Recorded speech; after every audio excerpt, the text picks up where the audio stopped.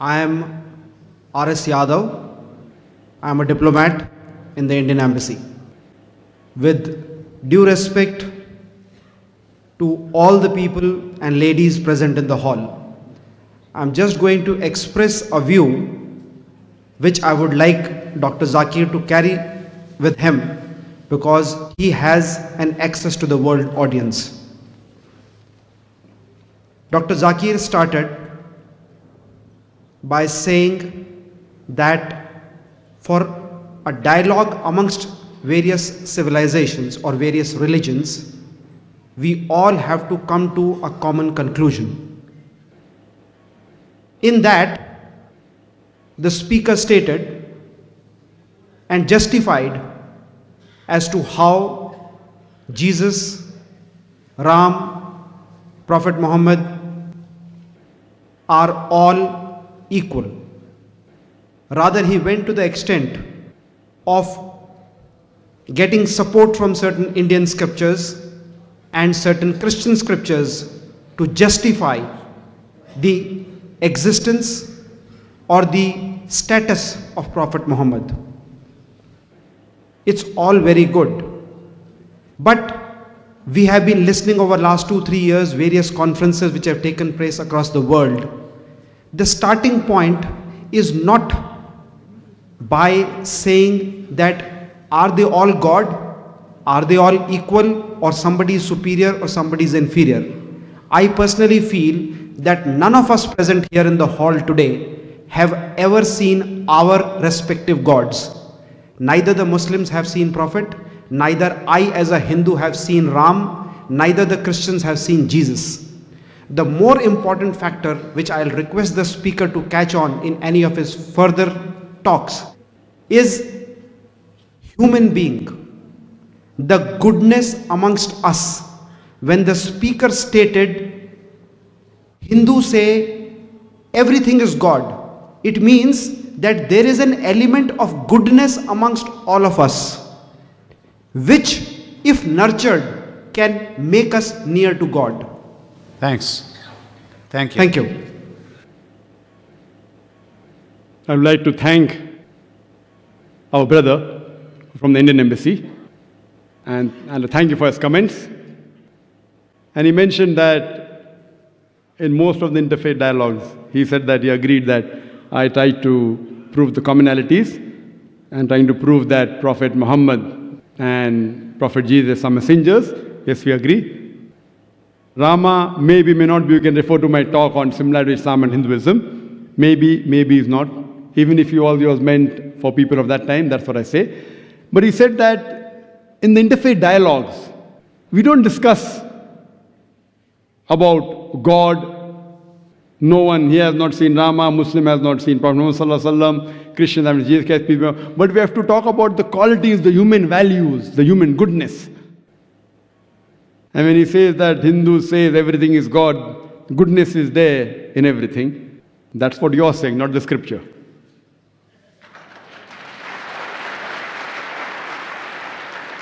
Coming to your point, I do agree. We first talk about the human good qualities. No Muslim can be a good Muslim unless he's a good human being. And number one duty of a human being is he should thank his Creator Almighty God.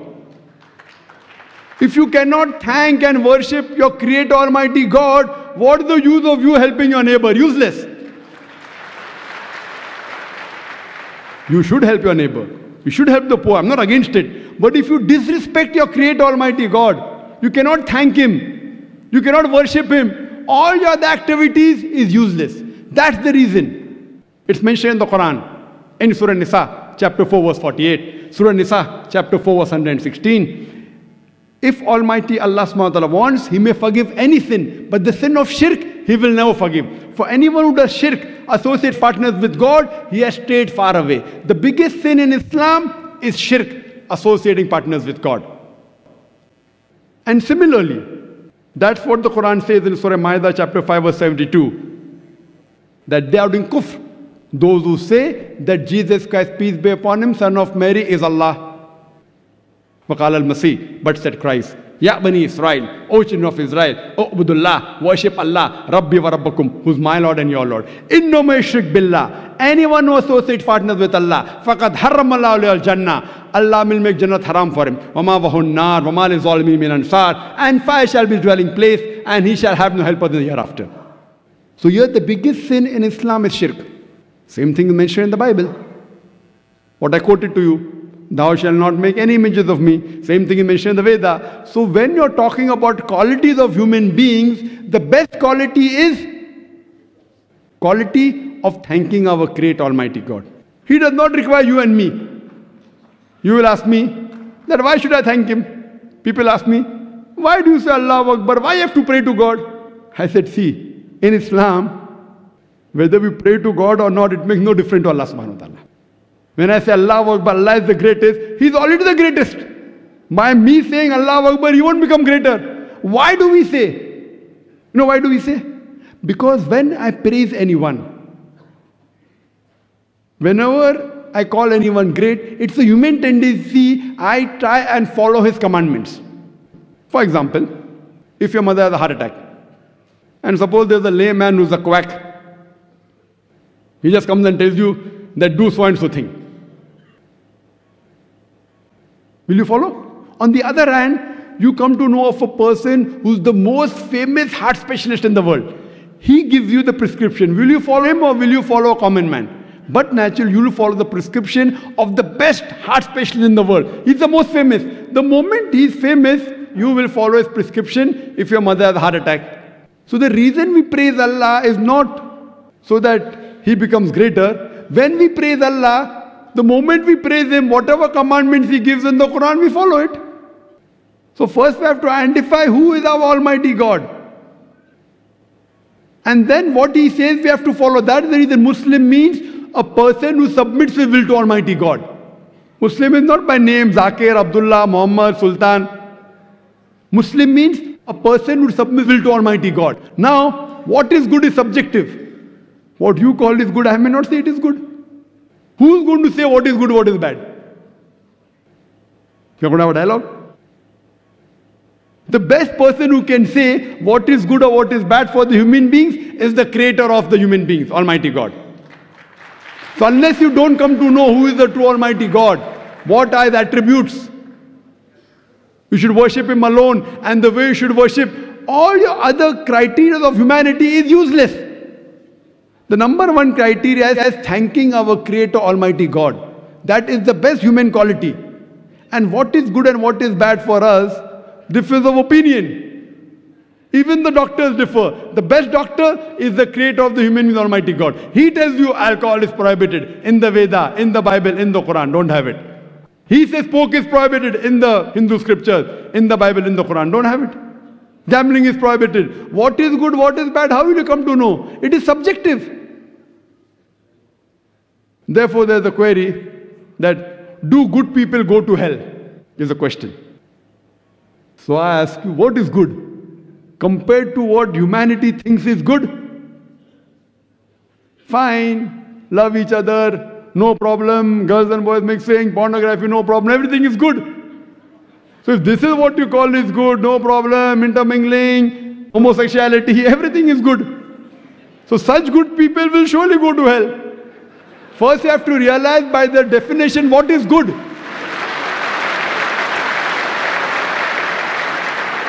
So do good people go to hell? If these are the criteria for your goodness, they'll go to hell. In religion, no good person can ever go to hell. Who is a good person? Number one, the person who realizes his creator, who respects him, who worships him and follows his commandment. That's the reason in the interfaith, the most important point is to identify who is our God and to worship him and no one else, then the messengers and then the other things. Hope that answers the question, brother.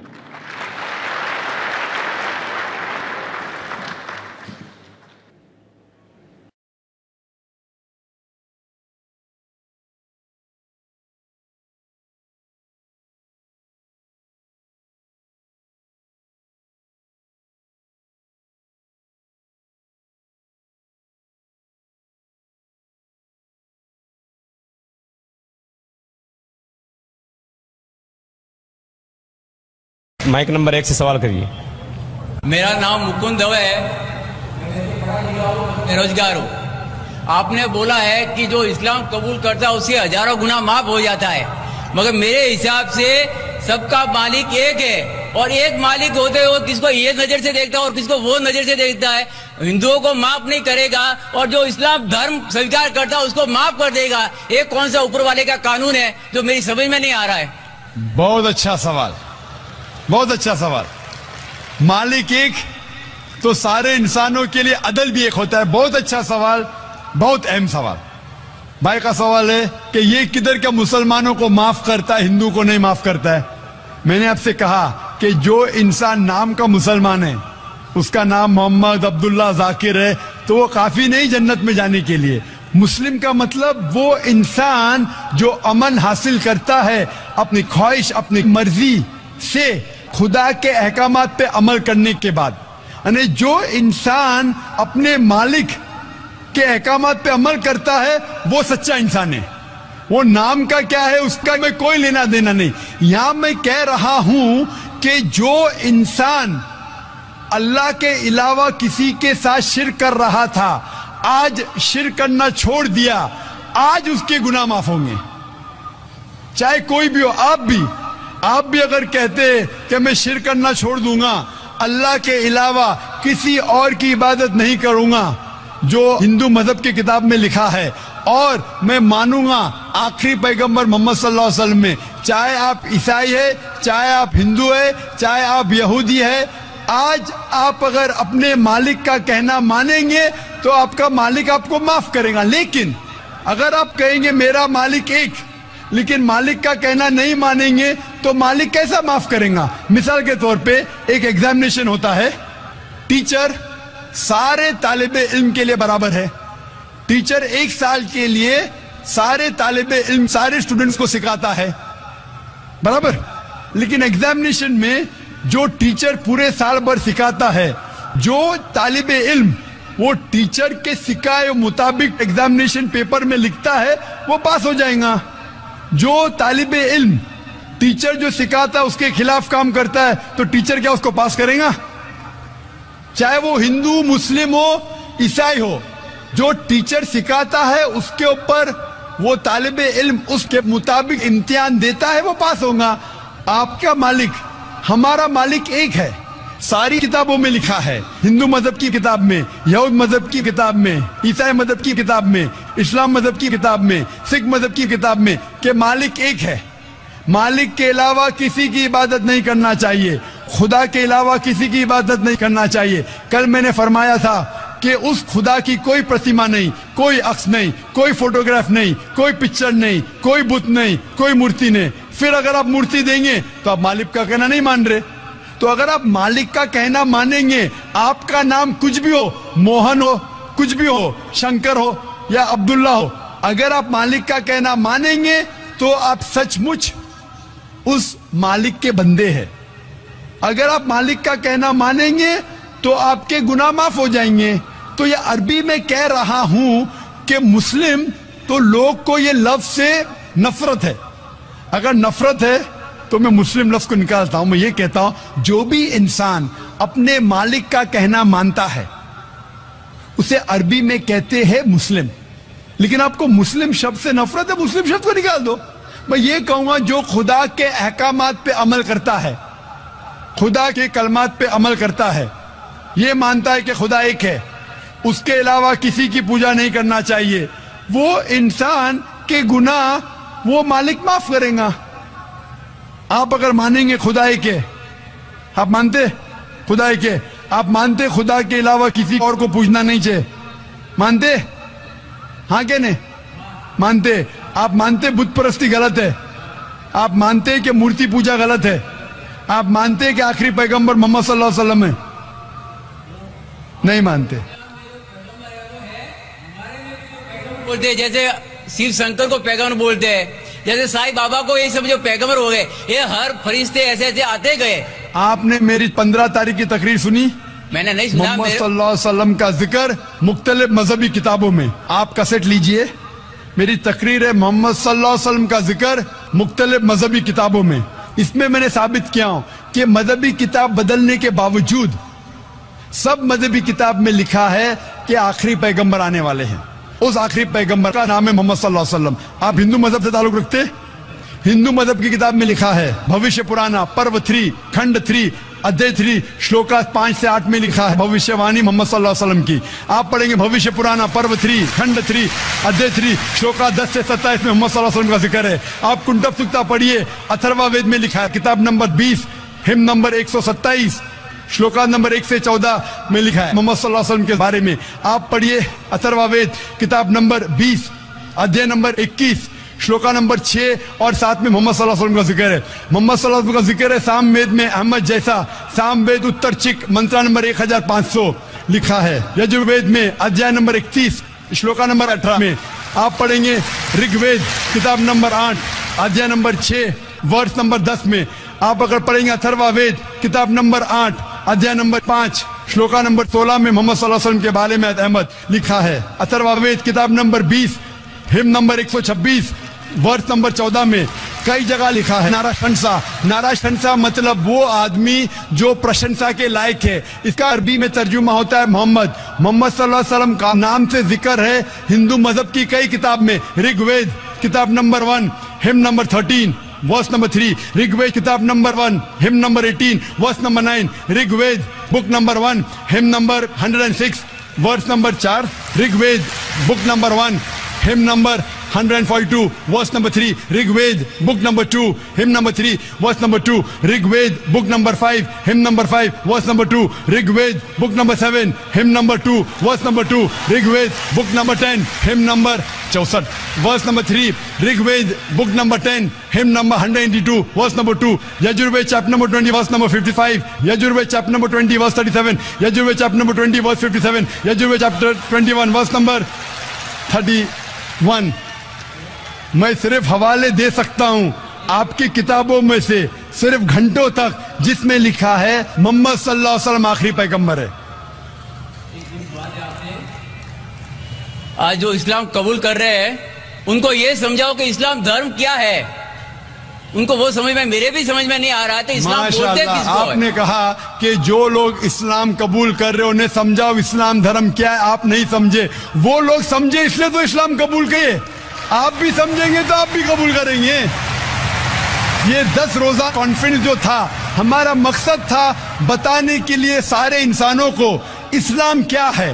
یہ media جو اسلام کو پیش کر رہی ہے یہ توڑ مڑوڑ کے پیش کر رہی ہے. ہمارا مقصد ہی تھا بتانے کے لیے سارے انسانوں کو اسلام کیا ہے.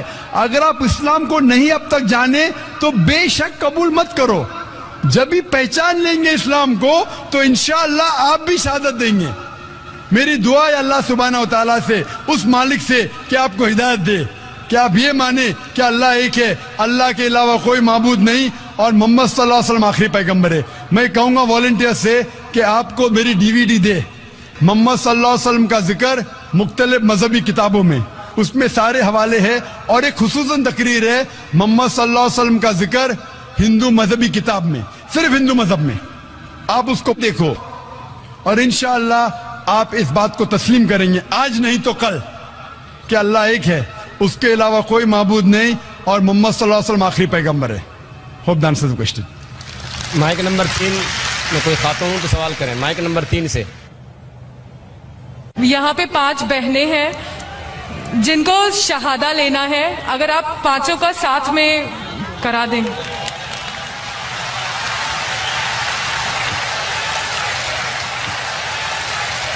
میں جو نہیں چاہتا ہوں وہ اللہ تعالیٰ کر رہا ہے. مجھے کسی نے کہا کل کہ شہادہ اتنے ہو رہے کیوں نہ آپ اعلان کرو کہ ایک ساتھ میں دو تو وقت بچیں گا اور لوگ آئیں گے. میں نے کہا میں پبلک میں نہیں کہنا چاہتا ہوں لیکن ماشاءاللہ لوگ کو پتہ ہے کہ وقت کم ہے تو پانچوں بہنیں ساتھ میں مائک کے نزدیک آ گئے. میں صرف یہ پوچھنا چاہتا ہوں پانچوں بہنوں سے, کیا کوئی بھی آپ پہ زبردستی کر رہا ہے اسلام قبول کرنے کے لیے؟ کوئی آپ پہ دباؤ ڈال رہا ہے اسلام قبول کرنے کے لیے؟ آپ مانتے ہیں کہ خدا ایک ہے اور اللہ کے علاوہ کوئی معبود نہیں؟ آپ مانتے ہیں کہ محمد صلی اللہ علیہ وسلم آخری پیغمبر ہے؟ میں صرف یہ پوچھنا چاہتا ہوں کہ باری باری ایک بہن اپنا نام کہے. ابھی آپ کا نام کیا اور کون سے مذہب سے تعلق رکھتے, اس کے بعد میں ساتھ میں کلمہ پڑھاؤں گا آپ کو. میرا نام کسم پاٹل ہے. میں اسلام قبول کرنا چاہتی ہوں. दूसरी बहन अपना नाम फरमा सकती है. मेरा नाम है निर्मला शैलेंद्र गायकवाड़, मगर मेरे शोहर भी उधर आए कलमा पढ़ने के लिए. तो शोहर भी आ सकते हैं. जो भी भाई, अभी वक्त कम है, जो भी भाई और बहन इस्लाम कबूल करना चाहते वो माइक नंबर 1, 2 और 3 पे साथ में आ सकते हैं. 3, 4, 5 वक्त कम है. Recently I suffered a little bit of a BP and I went to the doctor, and the first thing he said to me is that stop eating red meat, which is again allowed in Islam. So I would think that if these things could be harmful to the human body, these should not have been allowed by who has created us. So if you can clarify me on that. You went to a doctor and you said you had high BP. Yes. Doctor said you have red meat. Yes. So why does Islam allow red meat? Yes. You know, my friend went to a doctor and doctor said you have diabetes, don't have sugar. Brother, why do you have sugar? Right. Why? Don't have sugar. My friend went to a doctor, doctor said you have diabetes, don't have sugar. Brother, do you have sugar? Yes, of course. Why you have sugar? Stop having sugar. Yeah, but we can live on vegetables, easily possible. Can We you live on without having chicken. sugar? Can you live without having sugar? Even vegetarians have sugar, brother. Yeah. Are you educated? Yeah. MashaAllah. The problem is that person had a problem with his pancreas. Yeah. In the pancreas, there are islets of Langerhans which break down the sugar. Because my friend had a problem in the pancreas, he could not break down the sugar. Therefore, the doctor said, don't have sugar. Right. So if you have some problem of red meat, you should not have red meat. Others can have red meat. Right. Yeah. The Quran says, a general statement, Quran says, eat what is halal and tayyib for you. There's a verse in the Quran, eat what is halal and tayyib for you. For a person suffering from diabetes, sugar is not tayyib. So according to the Quran, a person having diabetes should have less sugar. It's a general statement. Eat what is halal and tayyib for you. That means certain things which is good for others may not be good for you. But there are certain things which are bad for everyone. Alcohol. Alcohol is bad for everyone. It is prohibited for everyone. Pork is bad for everyone. Therefore, pork has been prohibited for everyone. What you realize, certain food, because of the way your metabolism is made, because it's a problem for you, doesn't mean that everyone should abstain from it. Hope that answers the question.